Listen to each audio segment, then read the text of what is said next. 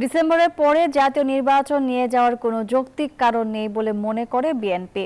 এপ্রিলের মধ্যে নির্বাচন করা যেতে পারে বলে মত জামায়াতের। আর এনসিপি বলছে জুলাই সনদ প্রণয়নের আগে নির্বাচনের তারিখ ঘোষণা ঠিক হবে না। জাতীয় ঐক্যমত্য কমিশনের দ্বিতীয় পর্যায়ের আলোচনা শুরুর দিনে প্রধান উপদেষ্টার সঙ্গে বৈঠক শেষে এ কথা জানায় রাজনৈতিক দলগুলো। ডিসেম্বরের ভিতরে নির্বাচন অনুষ্ঠান করা জাতীয় সংসদের খুবই সম্ভব এবং এর আগেই জরুরি ভিত্তিতে যে সমস্ত সংস্কার করা প্রয়োজন, বিশেষ করে নির্বাচনমুখী, সেই সংস্কারগুলোকে চিহ্নিত করে আমরা ঐক্যমতের মাধ্যমে সেগুলো বাস্তবায়ন করি। একটা সুইটেবল টাইমে আপনি একটা ডেট দিলেই জনমনে যখন কিছুটা সংখ্যা এবং অস্বস্তি আছে, আমরা বিশ্বাস করি এটা কেটে যাবে।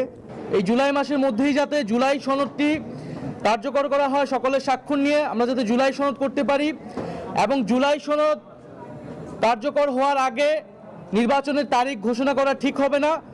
জুলাই সনদ ঘোষণার আগেই যদি নির্বাচনের তারিখ ঘোষিত হয় তাহলে সংস্কার প্রক্রিয়া ব্যাহত হতে পারে। অন্তর্বর্তী সরকার তার অনেক কম্পোজিশনের জন্য অনেকগুলো ব্যাপারে তারা বিতর্কিত হয়েছেন।